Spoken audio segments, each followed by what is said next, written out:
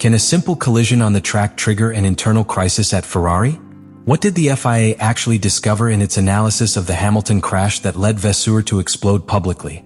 And most importantly, why does this secret document put the credibility of the championship in check? The revelation that shook Maranello was not a simple leaked technical document. It was a ticking bomb carefully buried by the FIA that, when exposed, set off all the alarms within the Ferrari team. The situation exploded after the 2025 Brazilian Grand Prix, a race that was already full of tension due to track conditions, fights in the championship and recent decisions by stewards in other competitions. But the real earthquake came when a classified report that the FIA had prepared after thoroughly analyzing the accident that left Lewis Hamilton out of action on lap 2, after colliding with Franco Colapinto, Alpine driver, was leaked. What that document contained went far beyond a simple assessment of responsibilities. The stewards, using multiple high-frequency telemetry analysis tools, comparisons of downforce maps, dynamic pressure records, and synchronized onboard camera sequences, concluded that Hamilton had been the culprit for the contact with Colapinto. However, the controversy did not arise due to the assignment of blame, but rather due to the penalty imposed. Only 5 seconds when this type of maneuver is normally punished with 10. This decision ignited the debate. The answer was in one of the most revealing technical sections of the report. Hamilton's car, the SF25, had already suffered significant damage after an earlier contact with Carlos Sainz in the first corner. That initial impact was not serious visually, but it was aerodynamically serious. Internal analyses detected a loss of load that worsened with each meter traveled, until the car reached the critical point of collapsing in terms of stability, just when the second collision with the Alpine occurred. What really unleashed the fury of Ferrari and Fred Vasseur was the fact that, despite all these factors, the FIA decided to proceed with a formal penalty. Instead of declaring the incident a mitigated or no-action case, the penalty was maintained, albeit reduced. For the Maranello team, this represented not only a sign of lack of sensitivity in the face of a very complex technical situation, but also a sign that the FIA could adjust the regulations on the fly, without a clear line of coherence. Internally, Ferrari engineers received the document with dismay. The way the FIA detailed the cumulative effects of the damage not only matched its own data, but even surpassed it in terms of accuracy.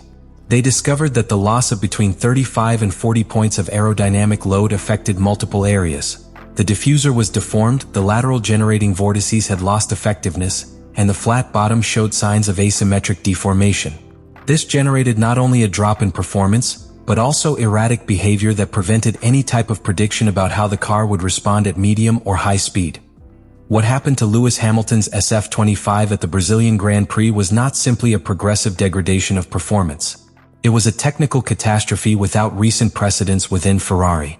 The magnitude of the disaster was confirmed as soon as the engineers began to review the telemetry data after the incident. The car had lost between 35 and 40 points of aerodynamic load, a figure that in the context of modern Formula One is equivalent to racing with a car that has been partially dismantled in full competition. It wasn't a broken spoiler or a superficial leak. The damage affected the structural basis of the car's dynamic behavior. To understand the real impact of this loss, we must remember that in Formula One, each point of aerodynamic load is equivalent to critical thousandths per lap, but also to a stability that allows drivers to push the car to the limit with confidence. When Hamilton ran over a groundhog at the Canadian GP in 2024, he lost about 20 charge points and that cost him about half a second per lap. Still, he managed to finish 6th. In Brazil, with almost double the loss, the SF25 simply became an unmanageable car. The damage was distributed throughout the lower chassis. The diffuser lost effectiveness due to the partial tearing of the side edges, which are key to sealing the airflow under the car. The flat bottom was partially deformed, and the vortex generators that help control the air around the rear tires stopped working symmetrically. All this caused transversal instability. The car did not respond the same in curves to the left as to the right. Braking became unpredictable, and rear tire temperatures began to fluctuate outside of the ideal range less than 2 laps after impact.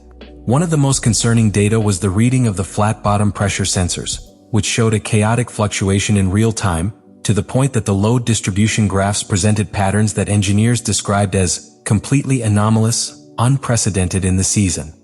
This data was so atypical that several team members initially thought it was a sensor failure. It wasn't. It was a clear sign that the car was operating outside any range of aerodynamic control known to the team in 2025. The most immediate consequence was that the balance of the car collapsed. Drivers depend on predictable braking behavior, weight transfer, and load generation in fast corners. When this is lost, it is no longer just a question of performance. It is a question of security. Hamilton's SF25 began to suffer from microlocks under light braking, loss of traction without warning, and a general feeling of floatiness in high-speed sections. Ferrari evaluated the possibility of continuing in real time, but came to a forceful conclusion. Continuing on the track was not only ineffective from a competitive point of view, but directly irresponsible. Damage to the floor and cooling system was beginning to affect the engine's thermal performance. The power unit was operating at oil pressure and temperature levels that, although within the legal limit, were dangerously close to the critical degradation threshold.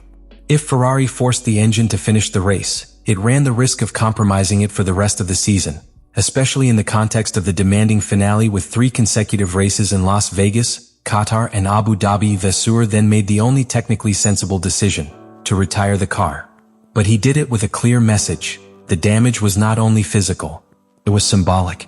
A team like Ferrari, with one of the largest budgets and one of the best technical structures in the championship, had built a car that could disintegrate due to a minor double contact in the first laps of a race. And the worst of all is that even in the face of this technical evidence, the FIA chose to penalize the driver. The magnitude of the disaster did not end with Hamilton's withdrawal. The team spent the next 48 hours analyzing the data with advanced simulations, seeking to understand how the SF25 could behave so erratically. And what they discovered was even more alarming. The car had a structural vulnerability in the interaction between the front wing and the airflow towards the flat bottom, something that could require a complete reconfiguration of the aerodynamic package for the final dates of the season.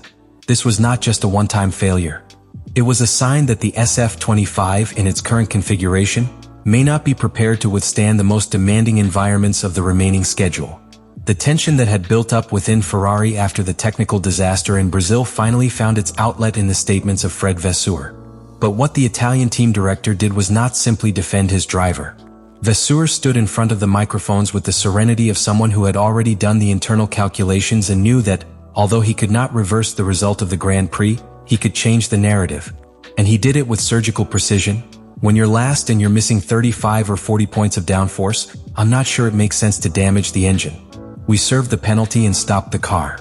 What seemed like a technical justification in reality was a dart aimed directly at the heart of the FIA. Behind that phrase hid a broader accusation that the current sanctioning system was not only inconsistent, but also ignored the technical context of racing. Vasseur was not simply talking about the SF25.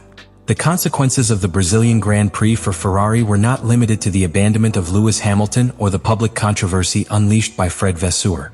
In fact, the most profound effects were not seen on the track or in press conferences. They were felt in the corridors of Maranello, in the private meetings between engineers and strategists, in the data analysis and simulation laboratories, and above all, in the psychological environment of the team. Because when a car breaks, it is replaced.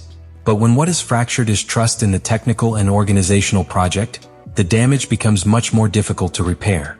Fred Vasseur, by taking that step forward, did more than protect his pilot. He demanded technical respect. He demanded coherence. He called for a championship where the rules are applied with contextual intelligence, not with bureaucratic rigidity. And although his words were measured, his message was clear. Ferrari is not going to remain silent while its credibility is eroded by decisions made without a sense of proportionality. This closing should not be read as a final chapter. It is in fact an opening.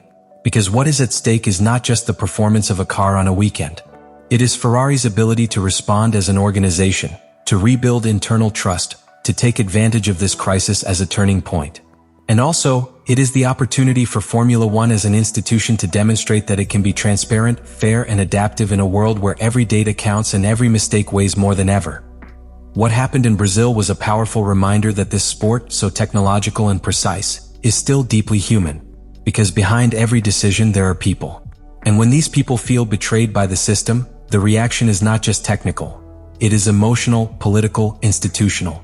And those types of wounds are not healed with press releases. They heal with action, with review, with evolution. Let me know in the comments what you think about all this.